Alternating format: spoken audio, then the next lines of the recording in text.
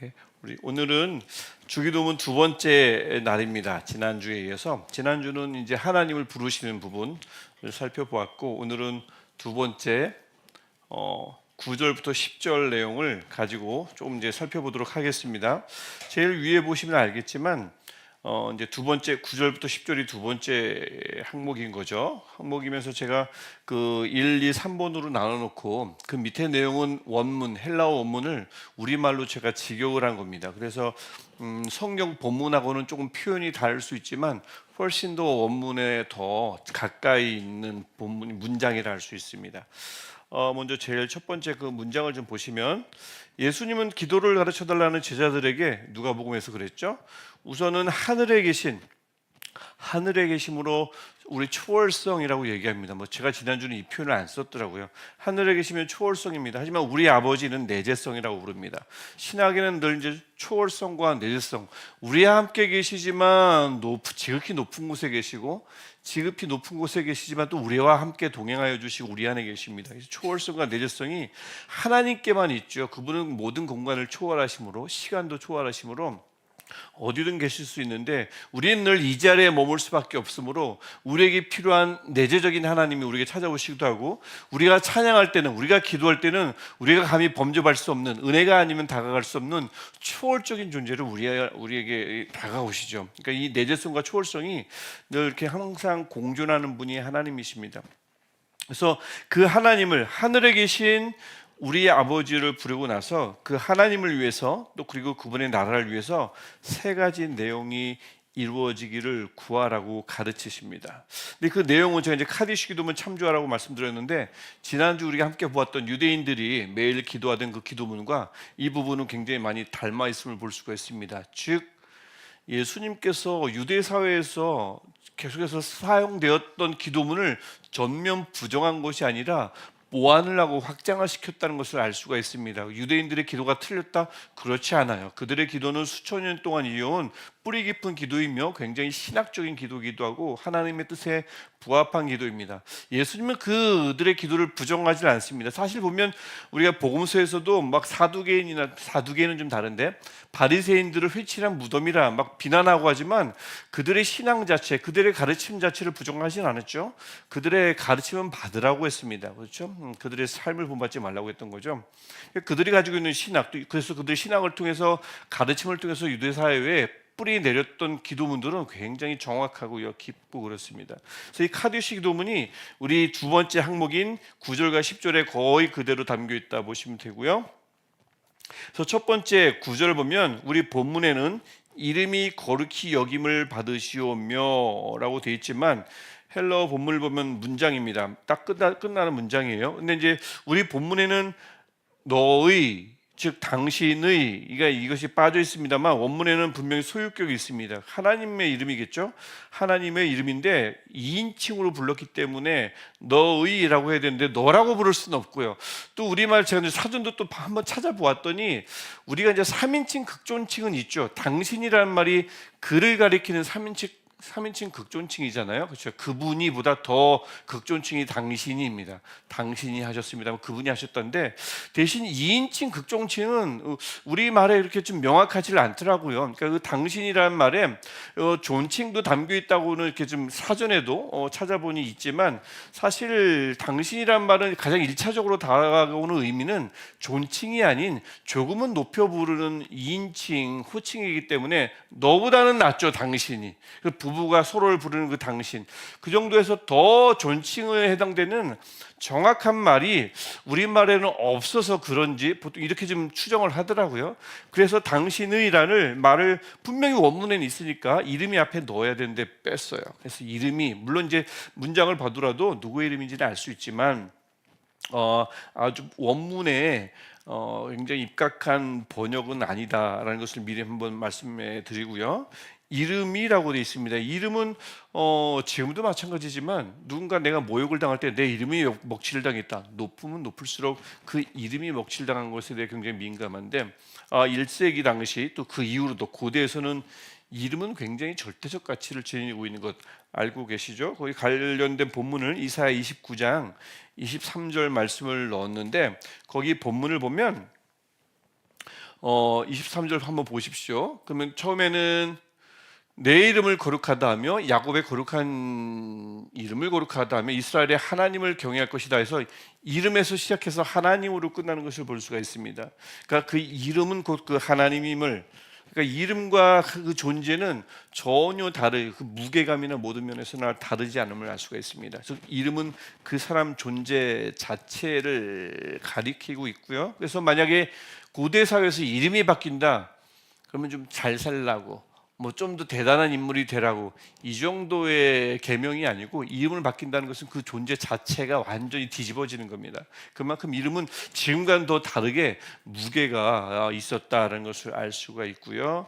그래서 그 이름은, 여기서 말하는 이름은 하나님의 이름임과 동시에 하나님 그분을 말씀하시는 것을 알 수가 있죠.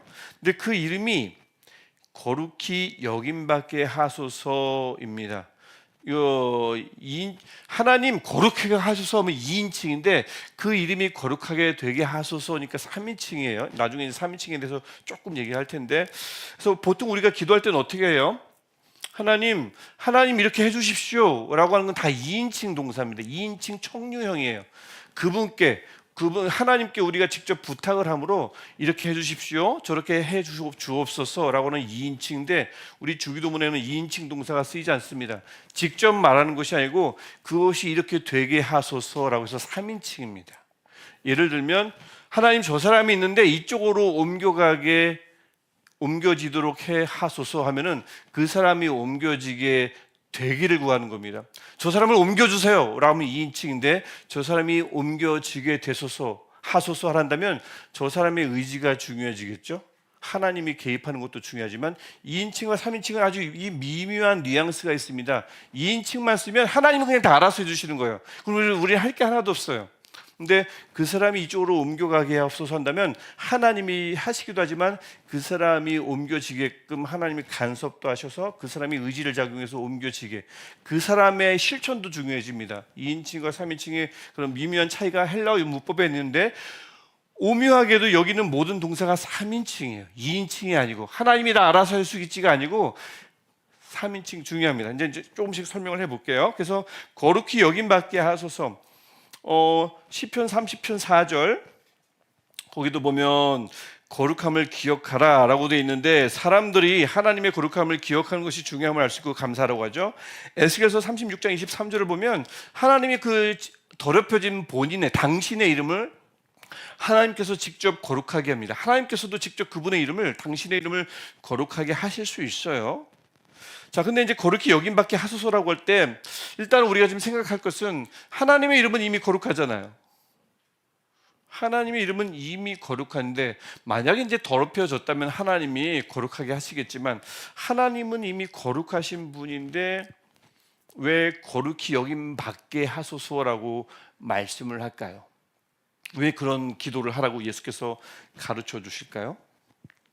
하나님은 이미 거룩하십니다. 근데 거룩히 여김받게, 수동태죠.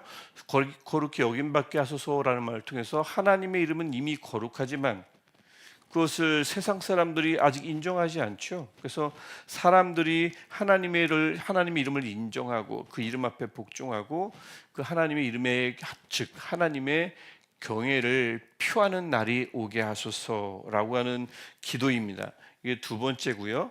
이미와 아직이 계속 세 번째 1, 2, 3번에서 다 반복이 되는데 이미 거룩하시지만 우리가 그 그분의 거룩을 더 순도 높게 거룩하게 되기를 원하는 게 아니고 그분의 거룩함을 인정하지 않는 이들이 그분의 거룩함을 인정하게 해달라고 기도하는 것과 동시에 3인칭으로 청유를 할 때는 무엇이 들어가냐면 기도하고 있는 내가 그 일에 참여하겠습니다 라는 뜻이 들어갑니다. 그래서 하나님 지금 거룩하게 해주세요 라고 아니라 거기도 그 뜻도 맞지만 거기에 플러스 하나님의 이름이 사람들에 의해서, 더 많은 사람들에 의해서 거룩하게 인정받는 일, 거룩하다 인정받는 일에 내가 참여하겠습니다.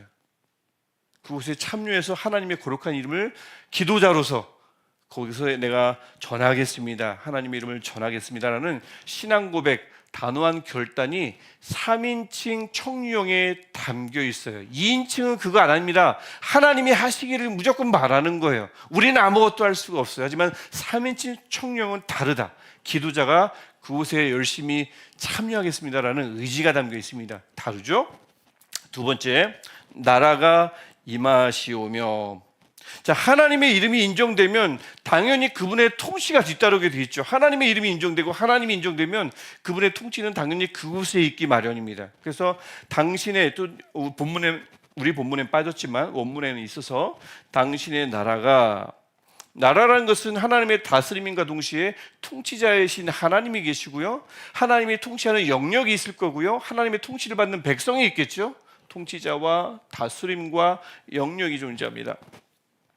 그래서 이것이 도래하게 하소서인데요, 이것도 보시면 제가 밑에 여기다 이제 이미와 아직의 긴장이라고 지금 명시를 해 놓았지만, 하나님의 나라가, 우리가 좀 전에도 우리가 찬양했지만 하나님 나라 임하소서라고 할 때 하나님 나라는 아직 임하지 않았습니까? 이 고백의 의미는 무엇일까요? 먼저 마태복음 12장 28절 말씀을 보면, 내가 하나님의 성령을 힘입어 귀신을 쫓아내는 것이면 하나님의 나라가 뭐라고 하죠? 이미 너희에게 임하였느니라. 예수께서 귀신을 쫓아내셨습니까? 안 쫓아내셨습니까? 쫓아내셨습니다. 즉 하나님의 나라는 이미 임하였습니다. 근데 왜 우리가 계속 그 찬양의 고백이 잘못됐다는 게 아닙니다. 왜 임하기를 계속 기도할까요? 오늘 이 기도문도 왜 돌아가게 하소서라고 우리가 3인칭입니다. 또 3인칭 청유형으로 기도를 해야 할까요? 이미 도래했지만, 마태복음 13장의 천국 비유로도 제가 안에 넣어놨지만, 이미 천국은 임했습니다. 하지만 겨자씨와 같아요. 누룩과 같습니다. 하지만 결국은 확장될 겁니다. 많은 이들이 깃들 큰 나무, 거목이 될 거예요. 이미 임한 건 맞는데, 자, 그래서 하나님의 나라 통치는, 하나님의 왕권은 이미 이 땅에 있고요, 임했습니다. 그럼 무엇을 기도하는 거겠습니까? 도래하게 하소서는 하나님의 통치권을 더 많은 사람들이, 세상 사람들이 그 통치권을 인정하고 통치자를 인정하고 그분의 통치 앞에 순종하게 되기를 기도하는 것입니다. 이게 두 번째겠죠? 이미 임했음을 고백하고, 하지만 그 통치 아래 더 많은 사람이 들어오기를 기도하고, 또 다시 세 번째 3인칭 청룡이 갖고 있는 것, 그 기도자들이 하나님의 나라가 도래한 것에 많은 사람들이 순종하는 이 일에 기도하는 내가 어떻게 하겠다고요? 헌신하겠다고요. 참여하겠다고요. 그 의지가 나라가 임하시오며에 담겨 있습니다. 그래서 이 문장만 읽으면 다 하나님이 알아서 하는 거죠. 그렇지 않습니다. 우리도 기도자로서 이를 위해서 기도할 뿐만 아니라 그들에게 모범을 보이고 헌신하겠다는 강력한 기도자의 의지가 3인칭 청유형에는 반드시 내포되어 있습니다. 똑같이 세 번째도 마찬가지입니다. 뜻이 하늘에서 이루어진 것 같이 땅에서도 이루어지이다. 하나님의 이름이 인정되고 하나님이 인정되고 그분의 통치가 임하면 당연히 통치자의 뜻이, 통치자의 목적이 이루어지겠죠. 굉장히 논리적입니다. 하나님이 인정받으면 그분의 통치가 나타나고, 그분의 통치가 나타난다는 것이 무엇입니까? 이곳에 하나님이 통치하십니다라고 뭐겠어요? 사람의 뜻이 이루어지면 하나님의 통치가 없는 것이죠. 이것이 하나님이 다스리는 곳입니다라고 할 때는 이곳은 어떤 사람의 뜻도 아닌 하나님의 뜻이 이루어집니다라는 뜻입니다. 그렇죠? 그래서 이 뜻이 하늘에서 이루어진 것 같이 땅에서도 이루어지다라는 말씀은, 10절의 말씀은 나라가 임하는 것에 대한 구체적인 결과이자 설명이라고 볼 수가 있습니다. 그래서 보면 제가 당신의 뜻이 이루어지게 하소서를 앞으로 해놨는데, 왜냐하면 원문이 그래서 그래요. 그래서 당신의 뜻이 이루어지게 하소서, 이것도 마찬가지입니다. 밑에 하늘에서처럼 땅 위에서도 라고 했는데, 하나님의 뜻은 이미 하늘에서 이미 이루어졌습니다. 우리 원문에도, 우리 본문에도 있듯이 하늘에서 이루어진 것 같이 이미 하나님의 뜻은 하늘에서 이루어졌어요. 그러나 이 땅에서는 아직 아니죠. 하나님의 이름과 마찬가지로, 하나님의 나라와 마찬가지로 하나님의 뜻도 아직 완성되진 않았습니다. 이 땅에서 말입니다. 그래서 이 땅에서 하나님의 이름을 인정하는 자들이 늘어나고 하나님의 통치 앞에 엎드리는 자들이 늘어나면 결국 하나님의 뜻도 이 땅에서 점차 확장, 그 뜻이 이루어지는 것이 점차 확장될 것이죠. 자, 그럼 여기서 끝나는 것이냐? 다시 3인칭 청유형은 기도자의 의지와 결단이 이것에 담겨 있습니다. 하나님의 뜻이 하늘에서 이루어진 것 같이 땅에서 이루어지는 것을 내가 기도만 하는 것이 아니라 내가 그 일에 참여하겠습니다. 그 관련 본문이 마태복음 7장 21절 말씀입니다. 애 아버지의 뜻대로 행하는 자라야 들어가리라. 아버지 뜻대로 행하는 자가 필요하고요. 12장 50절도 마찬가지입니다.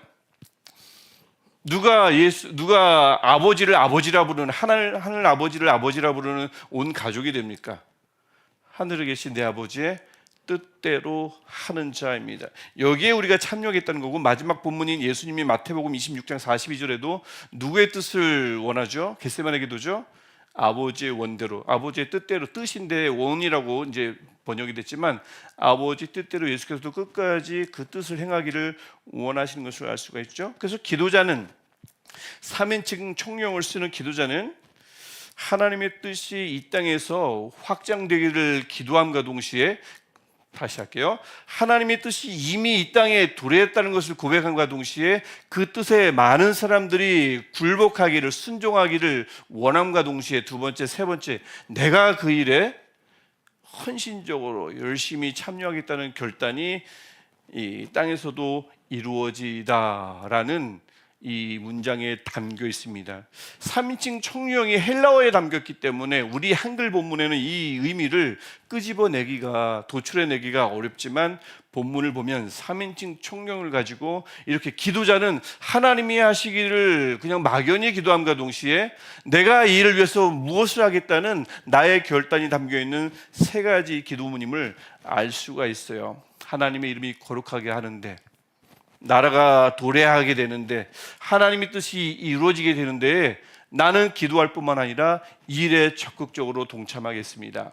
이것이 바로 하나님과 그 나라를 위한 세 가지 간구를 하는 기도자들의 기도라고 할 수가 있겠습니다. 그렇게 되면 하늘에서 이미 이루어진 하나님의 뜻이 이 땅에서도 하나님에 의해서 이루어지지만 우리의 참여를 통해서 확장될 것입니다. 이것이 세 가지 기도문입니다.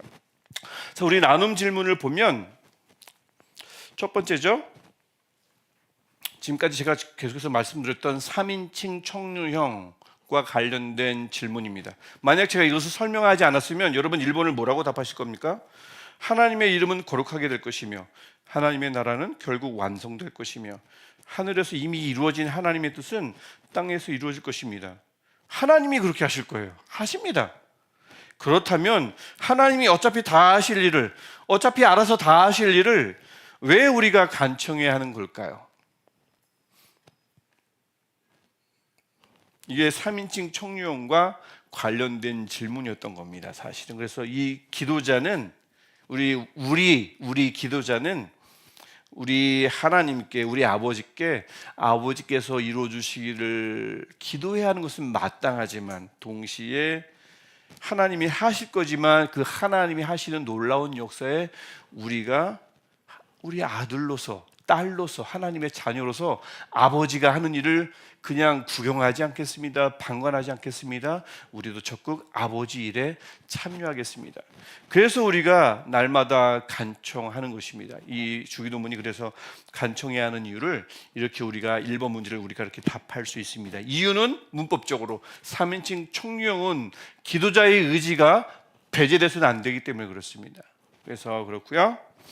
두 번째 문제, 하나님이 인정받는 곳에서는, 이제 이 1, 2, 3번이 논리적이라고 그랬죠. 하나님이 인정받으면 당연히 하나님의 다스림이, 통치가 시작되지 않을 수 없습니다. 하나님은 그곳에서 통치하시기 시작되고요. 아까도 말씀드렸듯이 하나님이 통치하시고 하나님이 다스리시는 곳에는 사람의 뜻이 아니라 하나님의 뜻이 반드시 이루어질 것입니다. 그래서 막 하나님을 노래하고 막 그런 곳인데 가만히 보니까 이게 하나님의 뜻인지 누군가의 욕심인지 잘 모르겠어요.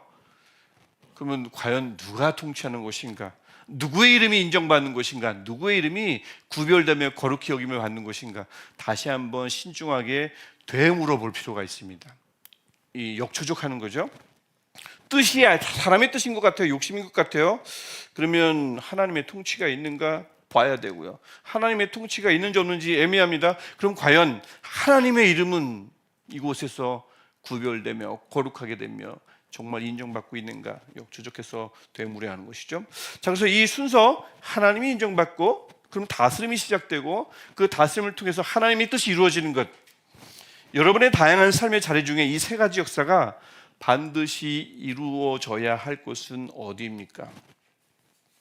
삶의 자리, 다양한 삶의 자리에서요. 뭐 가정도 될 수 있고, 뭐 직장도 될 수 있고, 많은 영역들이 있을 수 있겠죠.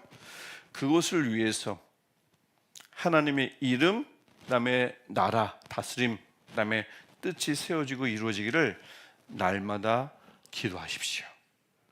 왜냐하면 처음에 9절에서 이렇게 말씀하셨습니다. 그러므로 너희는 이렇게 기도하라라고 말씀하셨기 때문에 하나님의 이름과 나라와 뜻이 이루어지기를 날마다 간청함과 동시에 3인칭 총명으로 말씀하셨으므로 우리도 그 하나님의 놀라운 아버지의 역사에 아들로서 딸로서 자녀로서 헌신적으로 참여하겠나이다 라는 기도자의 의지를 담아서 이렇게 기도하시면 되는 거죠. 이게 바로 두 번째 하나님과 그 나라를 위한 세 가지 간구 9절부터 10절에 담겨 있는 그 문장의 의미를 알 수 있겠습니다. 오늘은 여기까지고요. 조별로 나누셔가지고 한번 나눠주시기 바랍니다. 수고하셨습니다.